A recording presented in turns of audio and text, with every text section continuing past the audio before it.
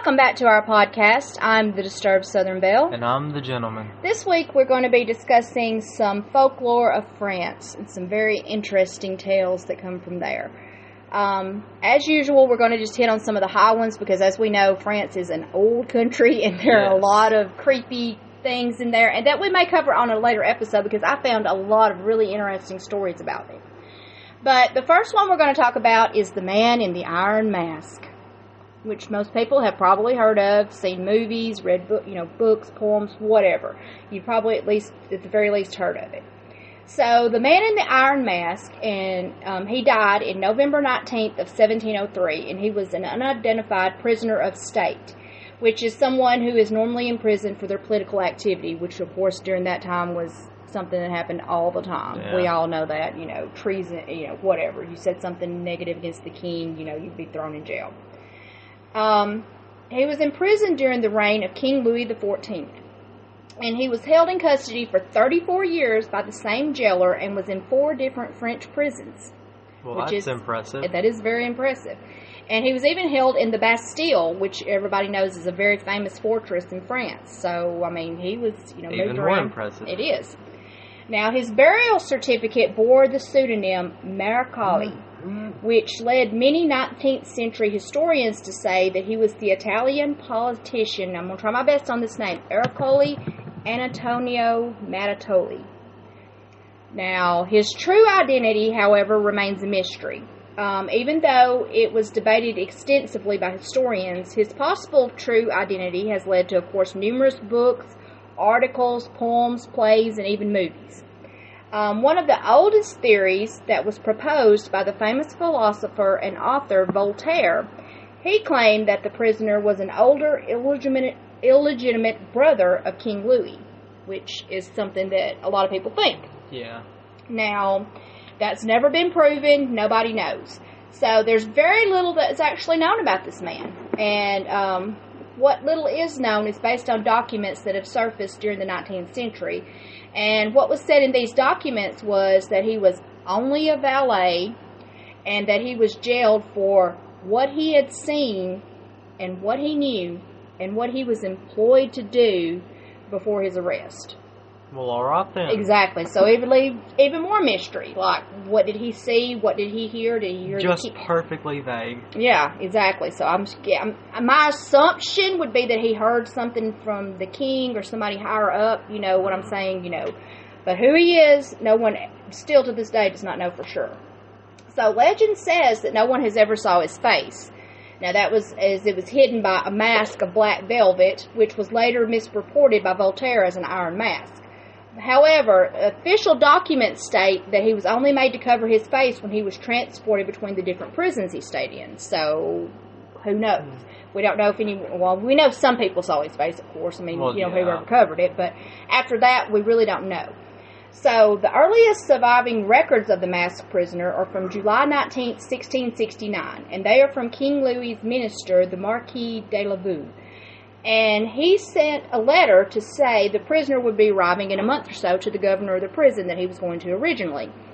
And he instructed the governor of the prison to prepare a cell with multiple doors, with one closing upon the other, which was to prevent anyone from listening in or being able to hear the prisoner within, which is kind of weird. Yeah. So that kind of makes you think maybe he was his brother, or something, or a valet, which also makes you wonder, why didn't they just execute him? But I don't know. So the governor was supposed to be the only one who was ever supposed to see him. And he was only supposed to go in once a day to carry him food, water, and anything else that he needed. He was also told to never speak to the prisoner other than to ask him if he needed anything. And if he did, and anyone found out, they found out about it, he would be immediately killed. So he was only supposed to be just this leader of the prisoner, the jailer. He's the only one that could go in there to him every day, once a day. He would carry him food and water, and I guess, just odd and end things, whatever. I don't know what he was bringing him, but to his needs. So apparently he was taken care of, and he wasn't allowed to ask him anything, say anything other than, what do you need, or do you need anything, kind of thing, and he wasn't out, anything else. It is pretty curious how they didn't just execute him. Right. And it went on to say in the letter that he shouldn't require much, though, is because he was only a valet again. So, I don't know. We don't know who he is. So, in 1711, King Louis's sister-in-law sent a letter to her aunt that said the prisoner had 2 musketeers at his side to kill him if he removed his mask. So, a musketeer was like this soldier that was equipped with a musket or whatever, and they were like really important in the French infantry. And she went on to describe him as very devout, and he was well treated and received everything that he desired. But when this letter was written, he'd already been dead for 8 years. So it's thought that she was likely just passing along like rumors she'd heard at court or whatever. So probably, she didn't have any clue. But it does make you wonder, because the length of precautions that were taken to prevent the man from speaking with others has led to a great deal of interest in his story, which has, of course, led to many rumors and legends. And it is very interesting because no one knows to this day, supposedly, who this man is.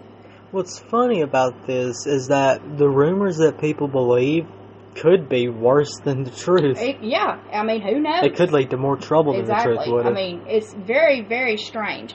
But it is weird. So apparently now he wasn't supposed to actually have that iron mask. It was actually supposed to be a mask of black velvet, I guess like a hood or something they put over his head when they were transporting him. Supposedly that was only when that was covered.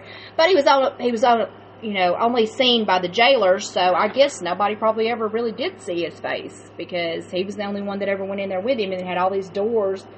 So that's really weird. Yeah. So it does kind of make you think more that he was more than a valet, because why would they even keep him alive? That kind of makes me wonder if maybe it was his brother, and maybe he didn't have the heart, I guess, you know what I'm saying, because it was his brother to go ahead and execute him. I don't know, but that is very interesting. It is. Very, very interesting. So the next one is La Enco, and the Enco looks like the well-known depiction of death. So they are like wrapped in this black coat or cloak, just like, you normally see dead. But they're often seen wearing like this wide brim hat, and they're usually carrying a scythe. However, in more ancient depictions, they describe them, carrying a spear, an arrow, or a spade, which would probably have been more known at that time, so. Reminds me of, like, just these creepy images of gravekeepers that you see every now and then. Right. So, yeah, it kind of makes you think of something like that. However, he is not actually Death himself. He is only Death's servant.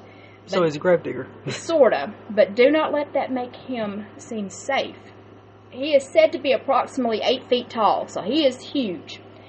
And he is feared, of course, by many people, and he's said to move around in this cart where he goes around collecting the souls of those that have died, and he takes them on to the next world. Now, it's said that if you hear the creak of his cart wheels grinding in the night, that's a sign of an imminent death. And seeing him is said to be a sign that you will pass away before the end of the next year. And it's also said that the last body that is collected by him each year are doomed to perform his duties for a year and a night. So apparently he just goes and passes on his duties to other people. And I don't know if that means they go with him and help him, but it's kind of interesting. So the last body he collects, does it specify that he collects? Yeah, that is collected by him each year. Are doomed to perform his duties for a night and a year. So I'm thinking it probably means they're made to ride along with him for that year. And then, so whoever he collects that last year has to go with him and collect souls for a year and a night. So the way I was thinking about it was that if it didn't specify collected by him, right? Like maybe it was something that was transferred between souls. Right. Like, he was the original. Maybe. He took the last person's soul that he took would become him. Although it could be a possibility as well, because it doesn't specifically, the things I were reading doesn't specifically say that. So it's either or, but still, it's kind of the weird. way you phrased it made it sound like they would take his place every other year. Right. But anyway, so if you hear these cartwheels grinding in the night, that's supposed to be imminent death. The next one we're going to talk about is Mortimer Abbey, and it's located in Normandy, and it's, of course, a very old monastery, and it's said that 4 monks were killed there during the French Revolution, and they still haunt the cellars to drink the wine there that is supposed to taste like blood. Well, alright then. So, I mean, why? I don't know, but that is really weird. Now, this is also kind of creepy. There's a pink room there whose walls are decorated with creepy paintings in which flowers are drawn with the hair of dead children. Well, alright then. Yeah. Jesus Christ. It's creepy. Very creepy. And, of course, we can't go too long without talking about a white lady. So, it's also said to have a white lady, known as the White Lady of Mortimer Abbey. And she's said to be the granddaughter of William the Conqueror and also the grandmother of Richard Lionheart. Well, okay then. She was pretty prestigious.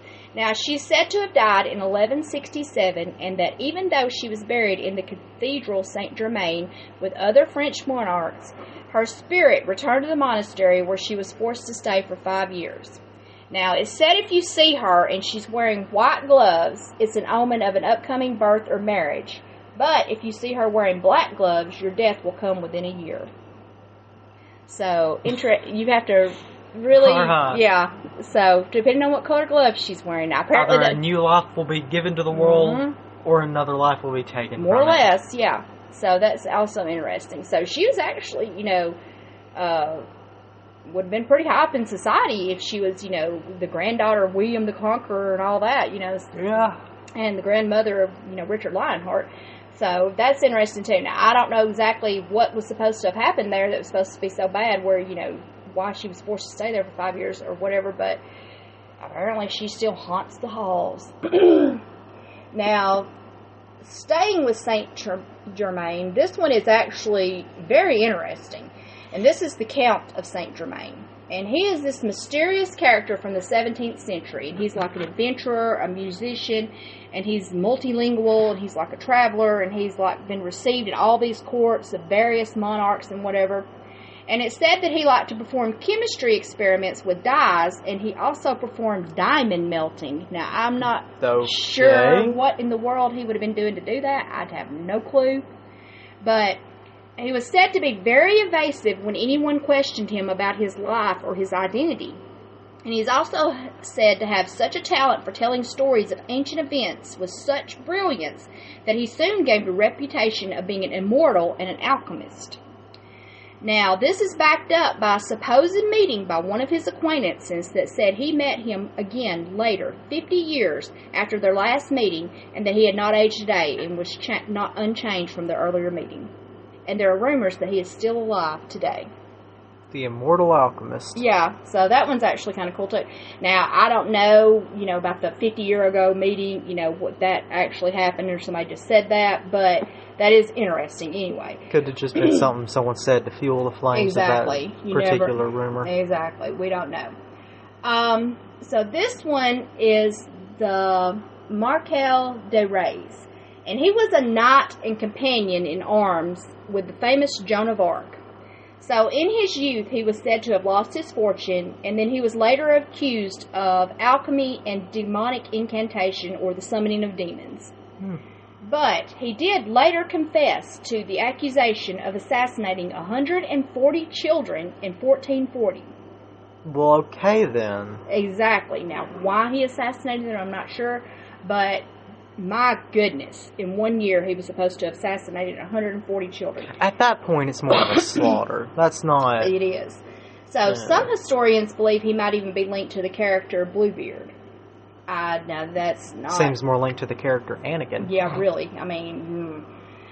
And, of course, we have to discuss the Phantom of the Opera. Yep. You can't do an episode on France and not do the Phantom of the Opera. Exactly. So, the Phantom of the Opera, in 1873, there was supposed to be this pianist named Ernest, and he was disfigured in the Salpêtrière fire. And it's said that he also lost his companion in this fire, and this caused him to fall, of course, as you can imagine, into a deep depression. And he became hopeless, and he would hide from the world in the basement of the new opera house called the Opera Garnier. And it was still under construction, and it said that he would go down, and there was supposed to be this underground lake or whatever, and he would catch fish, and that's how he ate. And he was supposed to live in the dark corners of the opera house until his death. It even said that you could sometimes hear his cries of despair from backstage. So that's kind of interesting. Yeah. And he disappeared, and then after he disappeared, there were some strange incidents. There were several, but here's a couple that were kind of crazy. So there was this machinist that was hung, and when they went back to check on the body, the rope had disappeared. So well, all right then. I don't know, what happened to it. It was just gone. And then there was another reporting that there was a fall of a chandelier which fell upon a spectator that was sitting in the seat N13, and it just killed them instantly. And they don't know why it fell, supposedly. So that's sort of, I guess, supposed to be attributed to him. Maybe he had something to do with it. It's not... Couldn't have just been a suicide and then a freak accident. It could have been, of course. But you know how legends grow. Oh, yeah. So, anyway. They all stem from freak accidents. Exactly. So, the next is the baker and the barber. And this is a story that I'm sure you've sort of heard. Maybe not the original, but definitely the retelling, so to speak. So, just a stone's throw away from Notre Dame, there was this barber who regularly took in these foreign students, like from different countries or whatever. And sometimes one of them would mysteriously disappear. Okay. Exactly. But since this was a time of frequent attacks and great misery, most did not think much about the missing individuals. Then one day, something very strange happened. A dog had been howling for several days in front of the baker's door, whose shop was right next to the barber's salon. His master was a German student, and he had never came out of the shop after his hair appointment. And this dog was just sitting out there, just howling. So the police finally came in to investigate, and they discovered a very grisly crime. The barber had been cutting the throat of his clients, then using a trap door to drop the bodies down into a cellar. Then he would signal the baker to let him know that there was a body there. And then the bodies were used to bake pies. Yeah, I kind of figured that's where that was going. Which were said to be the best in the French capital, according to the writings of that time. Which is kind of creepy when you think of it. Not so much creepy as just disgusting. It is, because you don't know people didn't realize what they were eating, basically. So he made these meat pies out of people. And the barber and the baker, of course, were punished severely when they found out, and they were burned alive in the public square, and their houses were razed and everything. So, many of us may know this story as it went on to inspire the musical Sweeney Todd. Okay. And that is I never knew that it was a real story. I've never heard this. That it had anything to do with anything in reality, so that is creepy to think that somebody's like barbers, using a razor, cutting throats, throwing people in the cellar. Also, from an objective view, that's pretty smart. It is. The way they did that. I mean, it is. I mean, he had like, the Sweeney Todd, he had that chair that would drop them down, and they go down the trap door. And I don't think this was quite that elaborate. I think he just threw them down in like a trap door he had in his shop, but still. Probably. That is... Like, the way I imagined this setup was... There's just this trap door in the middle of the floor. He throws the body in, and then there's a tunnel leading from the baker's shop. There could to have where been. The now I don't know if there was. go. I'm not sure if there was if the baker came over to his shop and went down. I don't know if they were connected somehow, but still, that's creepy and weird. And to think that people were eating meat pies made out of people and didn't realize it. And boasting about how good they were. Yeah. That's kind of nasty to think. Also kind of weird how every time you hear something about cannibalism, apparently it's really good. Evidently. I mean, people who don't realize they're eating it, it's crazy. It is. It's nuts. And, how would you know? You wouldn't. Unless you knew the taste of human meat. There you go. How would you know? Exactly. So, next is the Countess Demidov, and she was this extremely wealthy lady of Russian origin, and she died in 1818, and she now rests in this white marble sarcophagus tomb thing, and it's surrounded by these huge tin columns and everything. It's big and elaborate. So in her will, she bequeathed her entire fortune, which was around 2 million rubles at the time, which would be around $60 million today. She had bequeathed this whole fortune to the person who could watch over her tomb for 365 days and 366 nights. Okay, All so right. you did that for a year and one night extra or whatever, you got, what, roughly $60 million. Sounds easy, right? Just watch over her tomb. So, there were a few rules, however. The only authorized activity that could be done to pass the time was to read, which, okay. Back in those days, I mean, what else much could you have done, really? And the guardian was only allowed to leave their post for 1 hour a day, which was supposed to take place during the closing hours of the cemetery. So that doesn't sound horrible. I mean, it would be boring, sure, but you get what I'm saying. It doesn't sound horrible. And she also had arranged for meals to be delivered directly to the tomb. So they were fed and everything. All they had to do was watch over her tomb. So, again, objectively speaking, this seems like a really good and easy deal. Yeah. I mean, all you really got to do is just sit around reading a book. Mm-hmm. All right. And people bring you food, and that's it. You get to go out. Yeah. I mean, you could get up and walk around, but you couldn't leave the tomb or whatever, except for an hour a day after the cemetery closed. You could get out and walk around or whatever. The only downside to this is I imagine that tomb would get very dark and very cold. I imagine so. Which could easily be circumvented by just bringing in some blankets or Now, something. they may have done that, but they never had to worry about it because everyone who tried to fulfill this request, and there were several people who tried to fill her request and get that money. They all lost their mind after a few days. The longest was able to hang on for around 3 weeks before they also succumbed to madness. So no one ever got to claim the fortune. Now, why they went crazy, I have no clue, but good grief. You know? So, yeah, it sounds like it would be an easy thing to do, but most people only made it a few days, and then they would just go absolutely insane. That's weird. And then, like I said, the longest one was said to be around 3 weeks, and then they also went crazy. So no one ever got that money. So I don't know what happened to the money. Kind of makes you wonder, doesn't it? Now, this one is absolutely nuts, and this is the unknown of the same.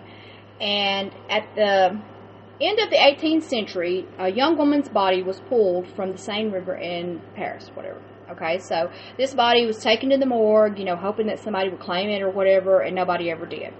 And there were no signs of violence or anything, so it led the pathologist to believe that, you know, she'd done this on purpose. In other words, she jumped or whatever. So an employee there was so captivated by her beauty that they decided to make a death mask of her. And he did that by putting it, stuff directly on her face, molding it, everything, made a mask. So the mask was later sold and became known as the Unknown of the Seine. And it became famous because of its serene beauty and the mysterious death behind it, because no one really knows what happened to her. They don't know if somebody did it to her, threw her in, whatever, nobody knows. But a weird twist to the story is that this mask was later served as the model for the famous first aid doll, which is used to practice CPR and first aid exercises all around the world, which makes her the most kissed woman in the world today. And that is nuts to think that was crazy. Made from a death mask of this woman that they crazy. Don't know who she was. And now that's where we get our CPR dolls. Now, I'm not going to say every single solitary one, but still, that's nuts. It and is. I had no clue about that either. That was very interesting. But we hope you enjoyed those stories. We're going to get some more together, of course. And then next week, on next episode, we're going to turn it over to the gentleman, and he is going to cover the cryptids of France. And there are some very interesting ones as well. Oh, yeah. But anyway, if you have another country that you would like for us to cover, or any questions or anything that we can, answer about any of the things that we have found, or any stories that you'd like to share that we can share on a future episode, we'd love to hear them. Don't forget to follow, like, and subscribe, and don't forget to stay disturbed.